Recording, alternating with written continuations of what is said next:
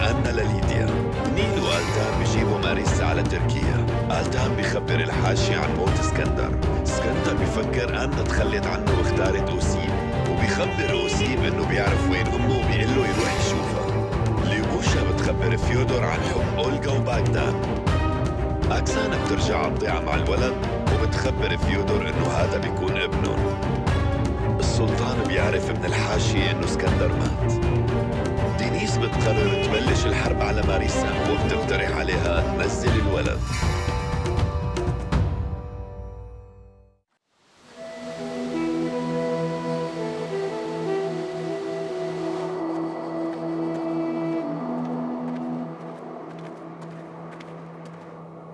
قولي لي من الآخر، شو اللي بدك إياه؟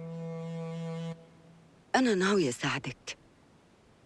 حرام تتعذبي ماريسا. أنا بقدر أقدم لك المساعدة إذا ناوية تنزلي لهذا الولد. ألتان بالأخير رح يتركك، وما في أي حدا بيعرف هو عشو ناوي. اوعك إنك تفكري إنه تأذيه لابني.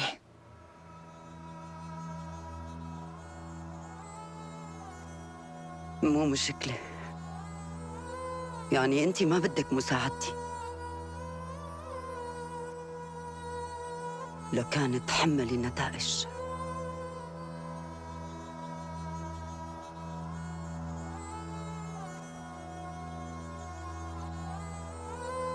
تصبحي على خير يا حلوة.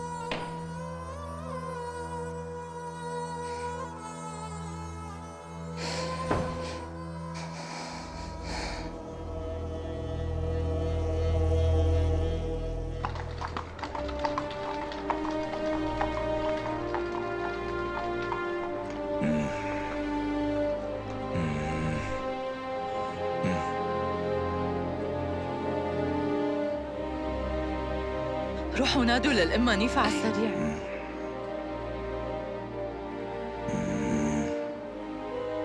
امنا منيفة، بسرعة تعالي. شو اللي صاير؟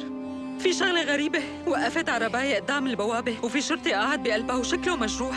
طيب خدوني لعنده. تفضلي.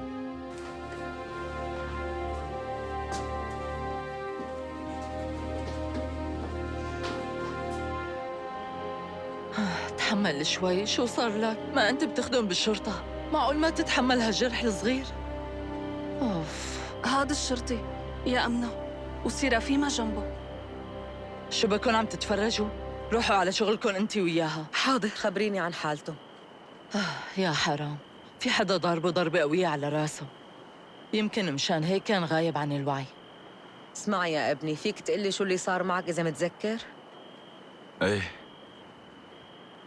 أنا كنت عم وصل موقوف ونحن بالطريق انتزع الدولاب تبع العرباية وصار بده تصليح. اضطرينا ننام بالغابة، وبعد هيك بس طلع الصبح رحنا على ضيعة فيها بيت صغير وفيه مرة، وهي اللي ضربتني. والموقوف هرب؟ ايه، الموقوف هرب مني. لازم روح على السريع خبر القسم مشان يطلعوا يدوروا عليه. هلأ يمكن أنا أتعاقب، بس الضابط رح يعصب علي، رح يلومني كيف هرب مني. هو ولد؟ شلون هيك صار مجرم خطير؟ كتير خطير. هو لساته ولد وهو تركي، مع إنه صغير، بس ما بعرف كيف صار مجرم. هو تركي؟ مزبوط وهو تركي. من هي النقطة هن لازم يبلشوا يدوروا عليه. ليكي سيرافيما، روحي جيبي له شوية مي. ايه من عيوني. احكي لي، هذا التركي كيف كان شكله؟ شكله عمره صغير وما في عنده شوارب، لون شعره غامق، أنفه مستقيم، عيونه بتذكرهم غامقين. أما نظرته من جهة بتحسيها طيبة وحنونة، ومن جهة تانية مثل كأنه شي ملك، بتحسيه كأنه صاحب سلطة. أنا مو مستغربة إنه هو اختفى فجأة. هذا ملاك. ملاك؟ شو كان بده منا هالملاك؟ يمكن كان عم بيمتحنكم ليشوف إذا عم تحكموا بالعدل. طيب ليك خبرني، أنتوا كنتوا عادلين مع هذا الشاب بحكمكم؟ لا أحكيكي بصراحة، التهمة تبعه ما كانت واضحة. في صبية اجت اشتكت إنه في تركي حاول يخطفها، بس هي ما انخطفت. لهيك الضابط تبعنا قرر إنه هالولد أكيد مذنب لأنه تركي. معناها ما كنتوا عادلين مع هالشاب، مشان هيك هو زعل وقرر إنه يرجع على السما، واللي ضربك على راسك هو الرعد السماوي. لهيك ما عم تتذكر اللي صار معك. الرعد السماوي هو ضربني؟ وهلأ شو لازم أعمل بهالحالة؟ روح صلي، وبتقوله للضابط تبعك ما يعذب حاله ويدور على هذا الموقف اللي هرب منك. كيف يعني؟ ما فيني إقله؟ أنت حاول، وأنا متأكدة إنه رح يسمعك. أمرك. لكن رح روح على المركز وأحكي لهم كل شي صار معي. إيه فيك تروح، وحاول إنك تكون عادل يا ابني.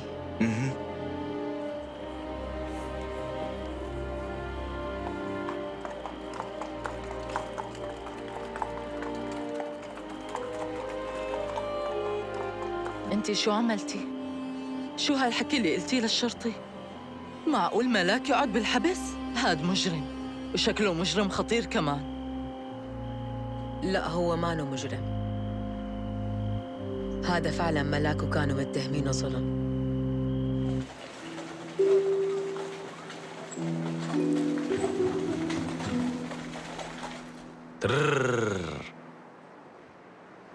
يا رب سامحني على كل شي غلط عملته بحياتي، حتى لو مو بقصدي. ما بعرف إذا غلطت بحق حدا.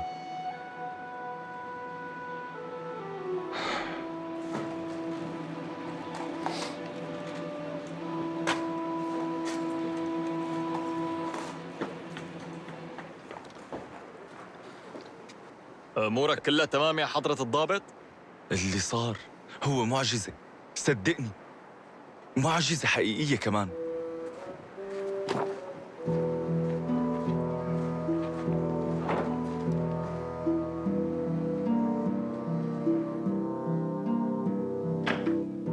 تسمح لي فوت سيدي؟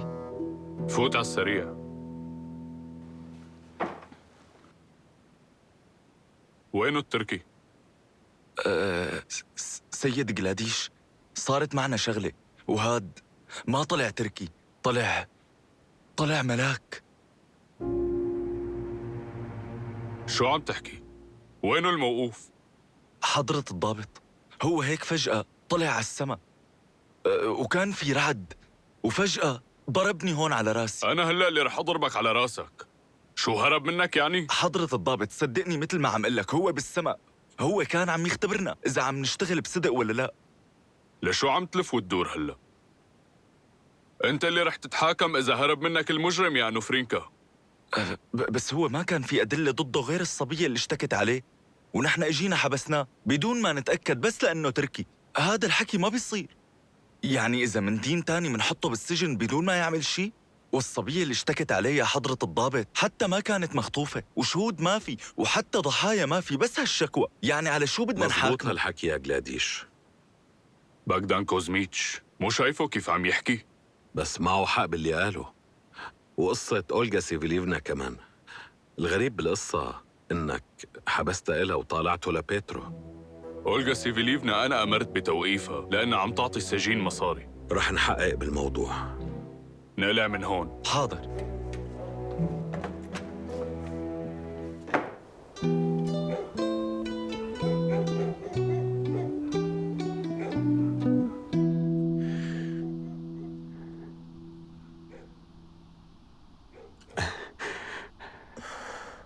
ناموا اثنيناتهم. أكسانا، نحن شو بدنا نعمل هلأ؟ يعني شو بدنا نعمل؟ بدنا نربيهم اثنيناتهم. كيف اثنيناتهم؟ بس هي في عندها أب وأم ولازم تعيش معهم بالقصر. ايه بتعرف قديش بالقصر بيحبوا الأولاد؟ بتعرف كم مرة حاولوا يقتلوا ابنك هاد؟ هنن بيعتبروا كل ولد بالقصر وريث. لا، هون رح يتربوا أحسن وبصحة منيحة، وإذا شي يوم زليخة قررت تاخد بنتها ساعتها بنشوف شو نعمل. يمكن معك حق بهالحكي، أنا بصراحة تعلقت فيها مثل بنتي. أنا حممتها بإيدي وحفظتها وغنيت لها أغاني.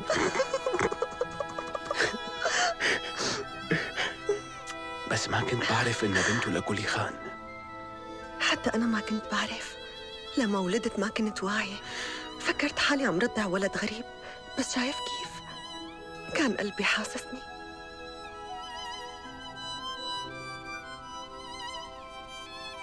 أكسانا،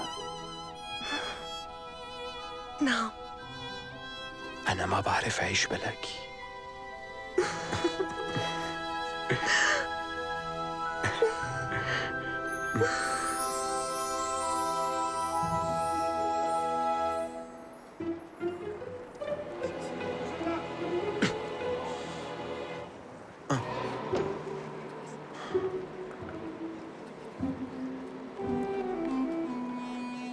رح تطول بسفرتك؟ ما بعرف إذا بطول حسب الوضع. أنت ناطر حدا؟ هاد مو شغلك.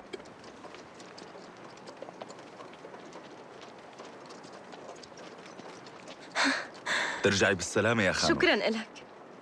مبسوط إنك إجيتي. هلأ صار فينا نمشي.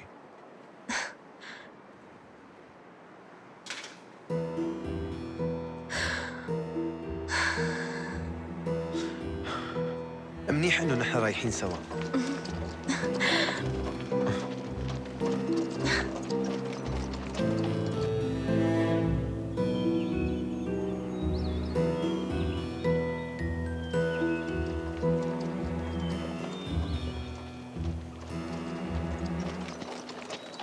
ليش مكشر أوسيب؟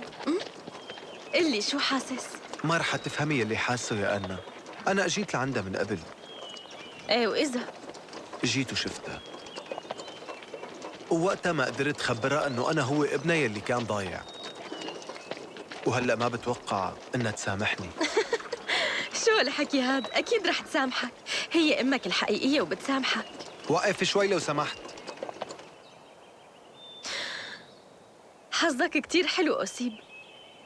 أنت لهلأ مو فهمان قديشك محظوظ. اسمعيني شوي، كان بدي أسألك. إيه تفضل.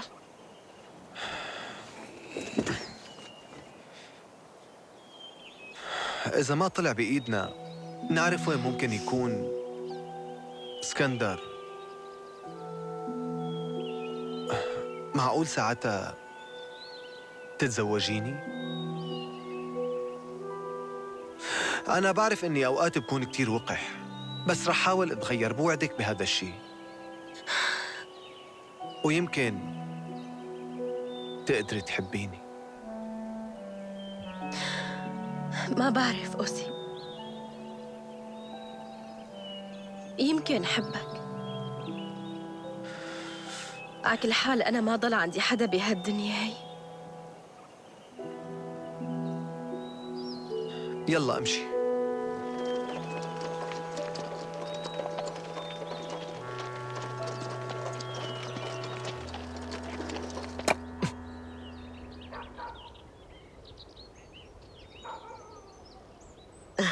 ليش هيك عم تلوح بالفاس؟ شو مفكره سيف؟ لا أنا ما عم لوح فيه. هيك رح تلاقيها تقيلة. انت فيك ترفعها شوي هيك، بعدين بتنزل فيها بقوة، هيك أسهل عليك. أوه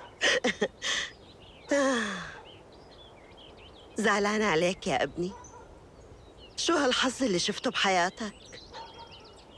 خطفوك من أمك وأنت صغير، وعلموك كمان عاداتهم الغريبة، خربوا لك كل حياتك. تعرفي أنا ما بدي إياكي تزعلي.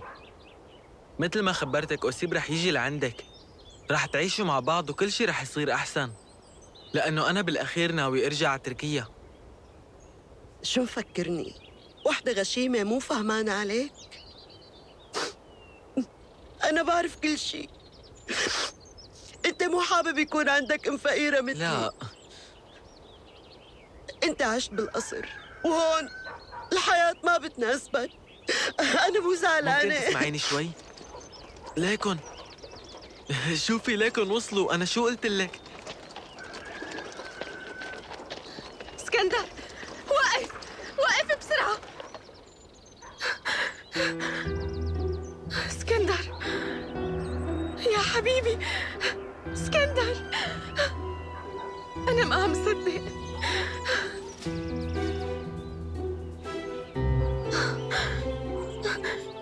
شبك اسكندر، استنى شوي. مو مصدقة أني لقيتك. منيح اللي شفتك عايش. لوين رايح؟ بس فهمني. شو؟ مو مبسوط إنك شفتني حتى مو حابب تقلي شي؟ لأنه أنا شايف قديش هيك مبسوطة بعريسك الجديد. ما عم بفهم عليك. مين عريسي الجديد؟ أنت عريسي. فيكي تعتبريني عم ريحك من الوعد اللي بيناتنا. هلأ روحي انبسطي مع أوسيب. بس شو علاقة أوسيب؟ أنا ما دخلني فيه. أنا شفتك كيف كنت بحضنه لما كنتوا بقلب السفارة، وبعرف إنه طلعتوا من السجن مع بعض. هالحكي مو صح. من وين جبت ما في هالأفكار؟ داعي تكذبي. أنا عم قلك تتهنوا ببعضكن.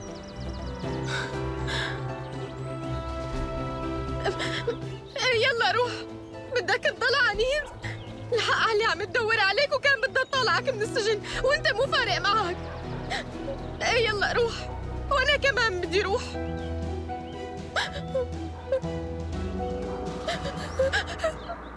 ما رح تروحي على محل، عم تفهمي؟ ما إلك علاقة. ما في داعي لكل هالحركات.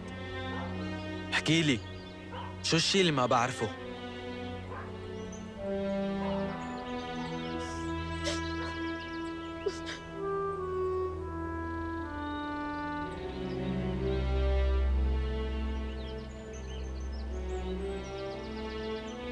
هاي البنت ما رح تكون إلك. هي كل القصة، مو لإلك. مو مشكلة، رح تلاقي وحدة مثلها وأحسن. بس أنت شو كان اسمك؟ أوسيب. أجيف. أنت بتذكرني؟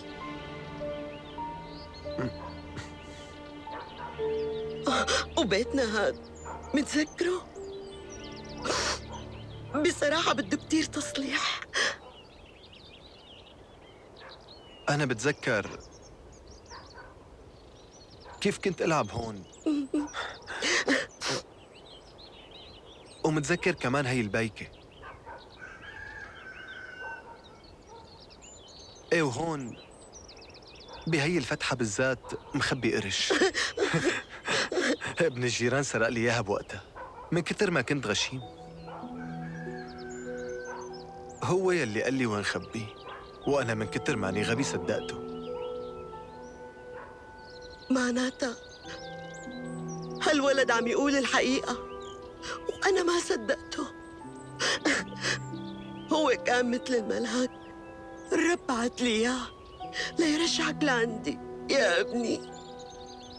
ايه هو يلي جابني لهون. ايه عم قل لك ملاك، ملاك.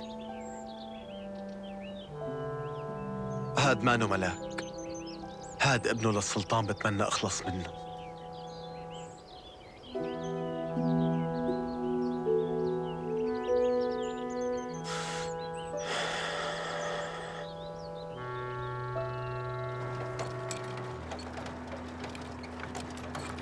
في مجال تقلي بصراحة وين المكان اللي طار منك فيه؟ مين هو؟ مين في غيره؟ هاد الملاك تبعك. بتمنى من حضرتك إنه تعذرني ميخائيل إيفانوفيتش.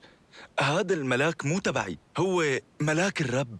ايه مثل ما بدك. أنا فرينكا بدي تدلني على المكان وين صار. بس قلي وين صار. بدك المكان؟ بقدر دلك عليه سيدي، بس مو متأكد لأنه كانت الدنيا ليل وعتمة. انت رح تجلطني حتى لو كانت الدنيا ليل. امشي قدامي. انت بتأمر. شو هالغبي هاد؟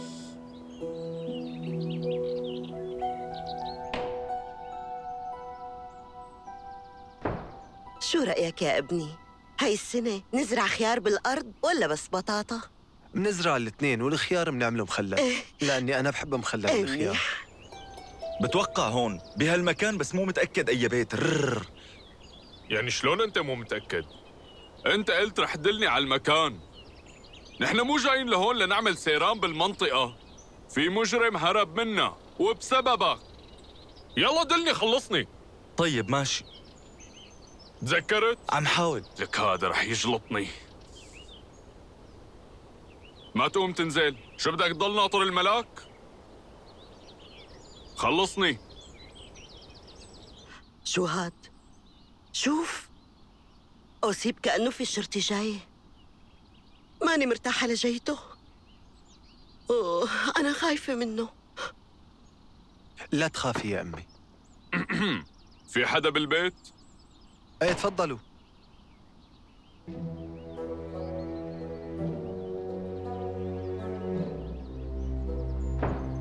مرحبا نائب السفير. بصراحة ما توقعت التقي بحضرتك هون. وأنا متفاجئ مثلك. خير يا سيادة الضابط؟ حضرتك شو جاي تعمل هون؟ شغلتي. عم ندور على مجرم خطير هرب ونحن عم ننقله. انت حضرتك بتعرف ميخائيل إيفانوفيتش، هي المرة حضرتك اللي أعطيتيني مسمار لصلح العرباية، والملاك كان قاعد معي. الملاك؟ آخر مرة شافوا فيها كان جنب بيتكم. ايه بس طار على السما. ايه؟ شو؟ انت ما بتعرف انه الملايكة مكانهم بالسما؟ ايه؟ والشرطي تبعي مين اللي ضربه على راسه؟ هذا كان الرعد السماوي. كان المنظر بيخوف. اوه، حتى انا وقعت على الارض. سمعت يا حضرة الضابط مثل ما خبرتك. ايه الرعد السماوي، لما الملاك اللي كان قاعد معي طلع على السماء، وقت الرعد السماوي ضربني على راسي. رعد سماوي. رح نشوف شو القصة. يلا امشي.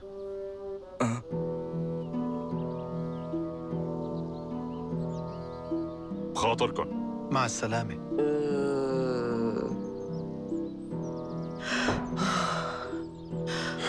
لو الشغلة كانت بإيدي كان هالملاك راح فوراً على الأعمال الشاقة. شو هاد يلي عم تقوله؟ أوسيب، لا تحكي عنه هيك. لولا هالولد ما كنت لقيتك بعد كل هالسنين. يلا خلينا ناكل، تعال. يلا استعجل. بتعرفي دورت عليك كتير واشتقت لك كتير كمان.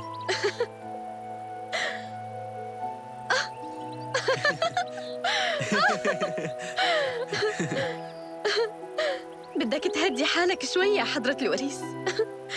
أنا حابة أحافظ على حالي ليلي بده يتزوجني. ايه بس أنا اللي رح أتزوجك، وعن قريب كمان.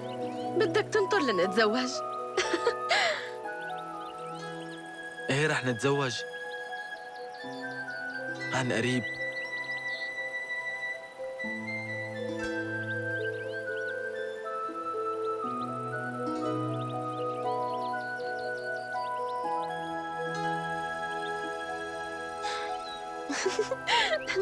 أنت لازم تطول بالك. نسيان إنه رح يفحصوني بالحرم لك قبل ما نتزوج، ولا بدك ياني انرفض؟ معك حق باللي عم تقولي مثل العادة. ايمت بدنا نوصل على تركيا؟ حاول تمسكني. ليش هيك أنت زعلان حضرة الضابط؟ أنا مالي زعلان، أنا عم فكر. معناها أنت مزعوج. أنت مفكرني عم أضحك عليك، وأنا ما خطر على بالي أعمل هيك. هاد اسكندر عن جد مثل ما عم قلك طلع ملاك. مو مصدقني؟ خلينا نروح سوا على الدير، وهنيك فيك تسأل الراهبة وهي رح تفهمك. شو ولا الإدارة؟ ولا بدك ياني خبرن عن الملاك اللي طار منك على السما؟ بس القضية يمكن ما توصل للمحكمة. الضابط باغدان قال إنه اسكندر مو عامل شيء. وهو شو دخله؟ نحن لازم نحل الموضوع. أنو فرينكا، أنت شو كنت عم تقول بخصوص الراهبة اللي بالدير؟ هي عرفت إنه الموقوف اللي معك طلع ملاك؟ إيه، وقالت لي إنه الملائكة كتير أوقات بينزلوا على الأرض مشان يختبروا البشر. أنا ما كنت بعرف بهالشي من قبل يا حضرة الضابط. وهي قالت لي كمان إنه إجا لعنا على المركز مشان يتأكد إذا عم نعامل الناس بعدالة. هيك قالت لي. مين بتكون هي الراهبة اللي قدرت تضحك على الكل بهالقصة الخيالية هي؟ خلينا نروح هلأ على الدير. على عيني. بسرعة بسرعة أعمل لك.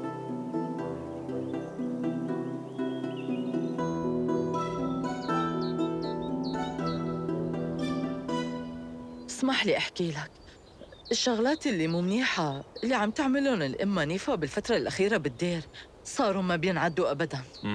هي خبت عنا هون وحدة كانت حامل لا تهربها من الشرطة. تمام. مع إني عم حاول كتير انصحها ما تجيب الفضيحة للدير، بس ما ردت علي. يعني وحدة مثل هي شو بدنا نكون ناطرين منها ترد علينا؟ مو هي كمان جابت ولد بدون ما تتزوج؟ شو لكان؟ لهيك ما عندها شي عيب. عم تتعامل مع ناس أنا أول مرة بسمع فيهم. بعدين هي اختفت يومين، ما حدا بيعرف وين كانت. لو حضرتك شفت كيف كان منظرها وقت رجعت. رجعت بمنظر فظيع. وفوق كل هاد عم تجبر الراهبات يشتغلوا أكثر من طاقتهم. يعني بالأخير هن مانن عبيد عندها. هذا الحكي كله كاتبته هون بهالدفتر، فيك تتأكد بعينك. ليك حتى خبرت حضرة البطرق، بس حاسة إنه الرسائل اللي عم ابعتهم ما عم يوصلوا. في مجال تحكي لي قصة الملاك؟ قصة الملاك؟ هالقصة مو حقيقية. حتى أنا حكيت مع الأم نيفا وقلت لها إنه من زمان كتير الملائكة ما عاد نزلوا لأنه البشر عم يعملوا كتير خطايا. بس ضابط المنطقة اللي عندي أجدى بكتير وعلى نياته، فوراً صدق حكي الأم نيفا. حضرتك ناوية تعطيني هذا الدفتر؟ ناوي تقبض عليها؟ تعرفي شغلة، الأم نيفا شخصية روحية ومثل ما بيقولوا مو من اختصاصي إلي، ولحتى أقدر أقبض عليها لازم جيب الموافقة من المسؤولين عنها. هيك لكان. فهماني عليك. أنا بتشكرك، رح تابع الموضوع. عن إذنك. مع السلامة. الرب يحميك.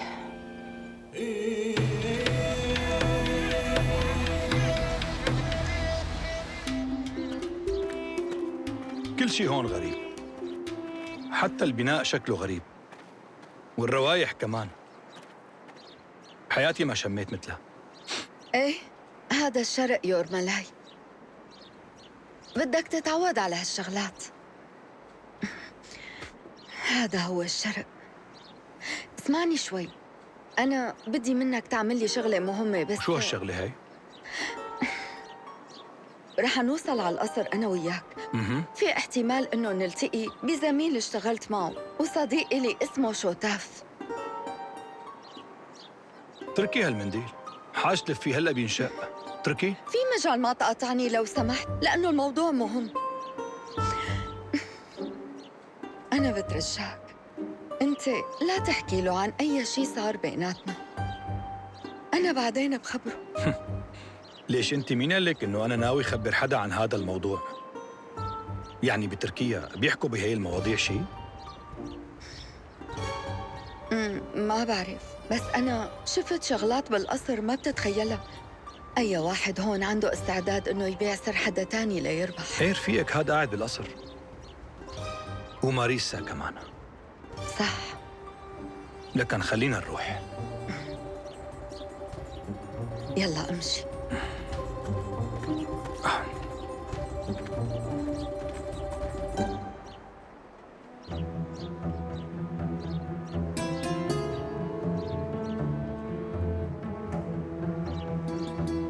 مرحبا، أنا اسمي الدكتورة إيما ليفنتال، وإجيت كرمال دينيس خانوم، هي اللي طلبتني. نحن بنعرف حضرتك يا إيما خانوم، وهلأ بتقدري تفوتي، بس مرافقك ممنوع يفوت معك. ليش هيك؟ كيف يعني؟ هذا المساعد تبعي وبدونه أنا ما بتحرك. نحن ما بنعرفه، بعدين ما عنا أوامر لحتى نسمح له يفوت، لهيك بدك تعذرينا. خلاص بسيطة، انت روحي فوتي وأنا رح أمشي شوي، بلاقي لي شي محل بقعد فيه. المهم إنك تخبري ماريسا إني إجيت. أكيد يلا. رح خبرها. تمام، فوتي.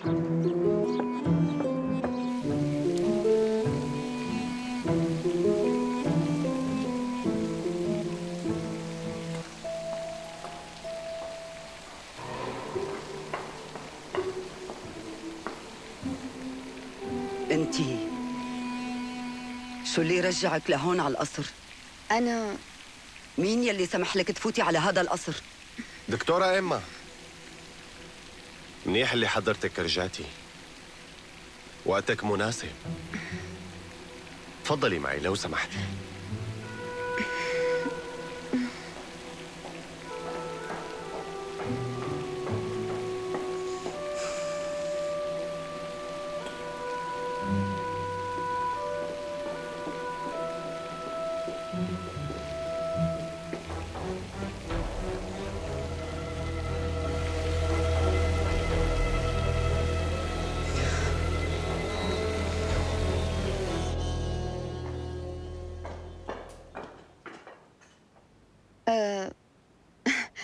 ليش اجينا لهون؟ وين مولانا السلطان؟ أنا هلأ صرت السلطان، والأصح إني رح صير بأسرع وقت. السلطان سليم توفى. ماين جود. كيف صار هالشي وشلون توفى؟ أنا ما عندي تفاصيل، بس اللي فهمته إنه بسبب الدكتور شوتاف. يا سمموا يا إما عالجوا غلط. دكتور شوتاف، هلأ شو اللي صار فيه يعني؟ عدمتوه؟ لا، لساته قاعد بالسجن. المهم يا إيما، بالحرم لك رح تلاقي ماريسا، وهلا هي حامل. إيما أنت عم تسمعيني؟ بترجاك تسامحني. حضرتك شو طلبت مني؟ ماريسا بدي إياها تجيب ولد وتكون صحته منيحة. لهيك أنا بفضل يكون في مين عم يراقبها بشكل دائم ويهتم بصحتها، لأنه أنا عندي إحساس إنها ناوية تعمل شي بحالها. ما فهمت. في وحدة بالدنيا بتتمنى ما يجيها ولد؟ إما ما في داعي تسألي أسئلة بلا طعمة. تعملي بس اللي عم بطلبه منك. أنت هلأ لازم تروحي تكشفي على ماريسا. دينيس خانم عملت هالشي، بس أنا بعتبر اللي عملته ما بكفي أبداً. بأمرك، أنا رح أروح.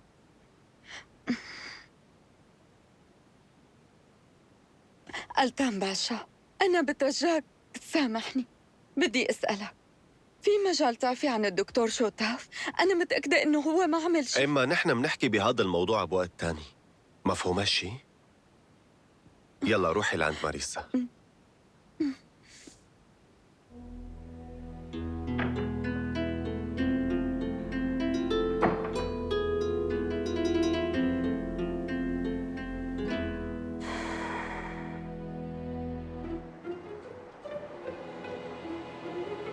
من فضلك لو سمحت. فو. ليك يا أخ، فيك تدلني على شي فندق رخيص؟ أنا لقيت واحد هون بس بصراحة طلع كتير غالي. فندق رخيص؟ نحن عنا الفنادق كتير غالية. طيب شو بدي ساوي بحالي؟ يعني ما في شي واحد رخيص؟ أنا ما بظن حدا ينايمك عنده، الناس هون ما بيستقبلوا غرباء. شو هالقصة هي؟ طيب اللي بيجي لعندكم وين بيروح بحاله؟ معقول ينام بالشارع؟ يعني شو هالحكي؟ على الأغلب أنت لازم تلاقي بيت وتروح تخدم فيه. إيه شو بصير وقتها؟ ساعتها أكيد بتلاقي مكان للنوم. على فكرة هاد بيته لباشكورت بيك. من فترة سمعت إنه عم يدور على خادم، روح واحكي معه، يمكن لسه بده. باشكورت بيك؟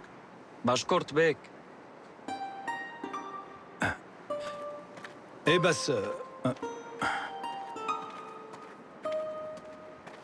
باشكورت بيك، باشكورت بيك.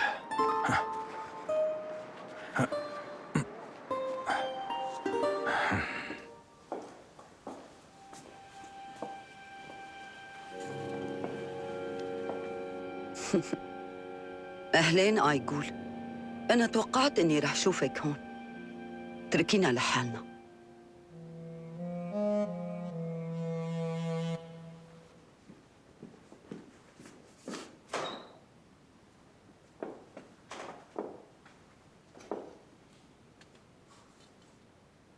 شو متفاجئ إني إجيت لعندك؟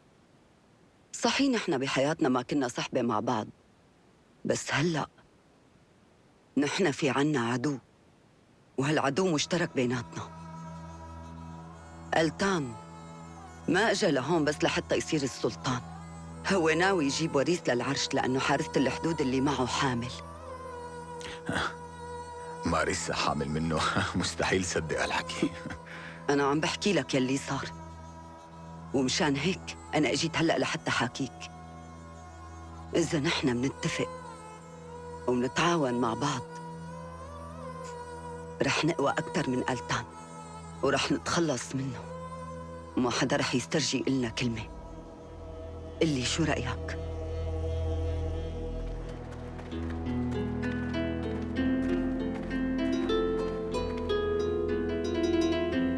كتير منيح. أخبار حملك كتير منيحة ماريسا. ايه بعرف. إما بترجاكي، أنا مالي حدا غيرك بهالقصر يقدر يحربني. اعذريني، هالشي مستحيل. شوتاف هلأ بالسجن وأنا لازم طالعه، لهيك بدي ساير ألتان ودينيس خانو لأنه ناويين يعدموا.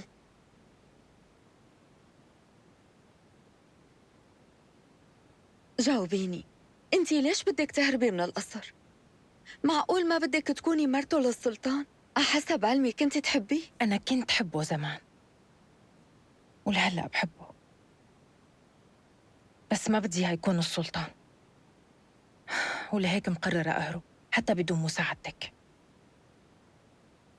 لحظة ماريسا، أنا مو لحالي اجيت على تركيا. شلون؟ ولا شيء، رح أروح.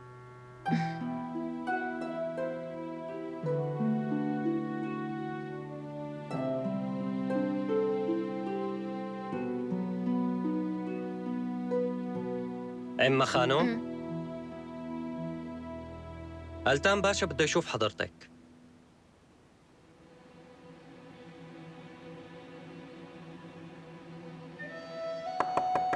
تفضل.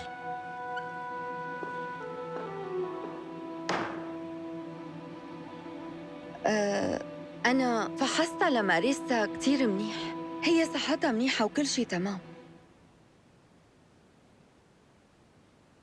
حكيتي معها شي؟ ايه.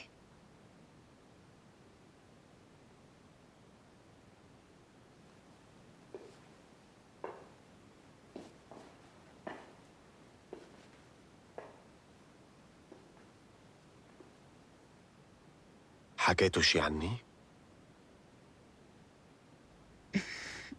يلا اطلعي فيني، احكي لي. هي قالت لي أنا بحبه لألتان، بس ما بدي إياه يصير سلطان.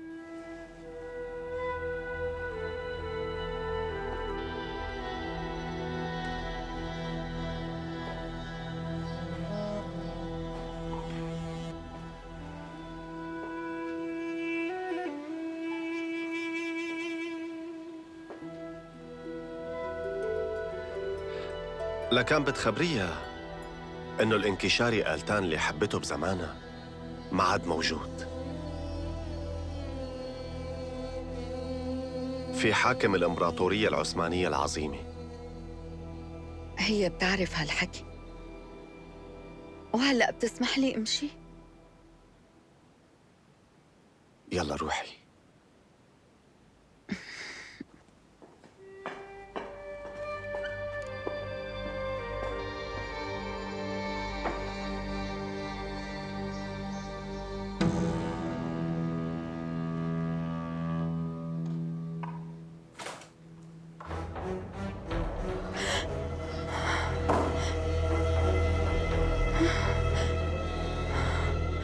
ما بصدق عايش.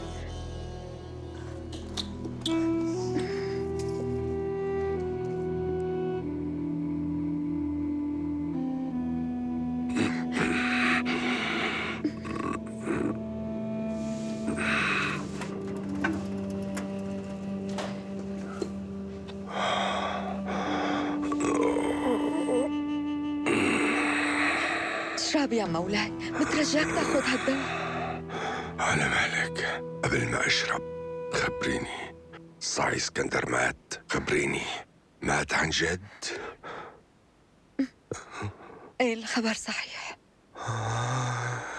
لا، ليش عملتي هيك؟ ليش رجعتي صحيتيني إذا الخبر صحيح؟ كنتي خليني موت.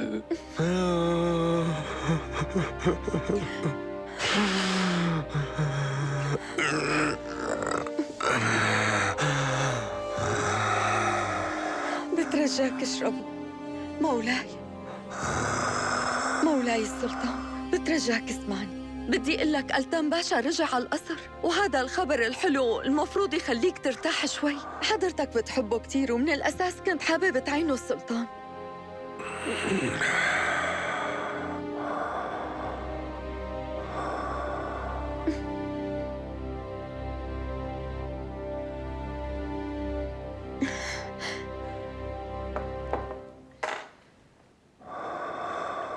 مولاي خبرني، حضرتك شو عم تعمل هون؟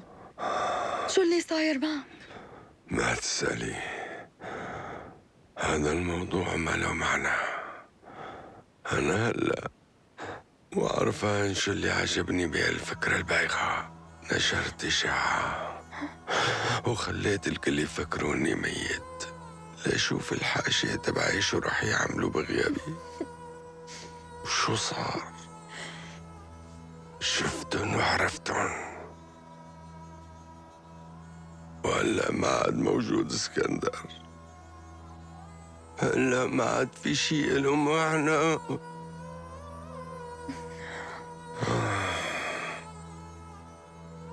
روح خلي ألتان هو اللي يحكم هدول الناس التافهين ويتعامل مع مؤامراتهم مثل ملازم بالطريقة اللي بيفهموا فيها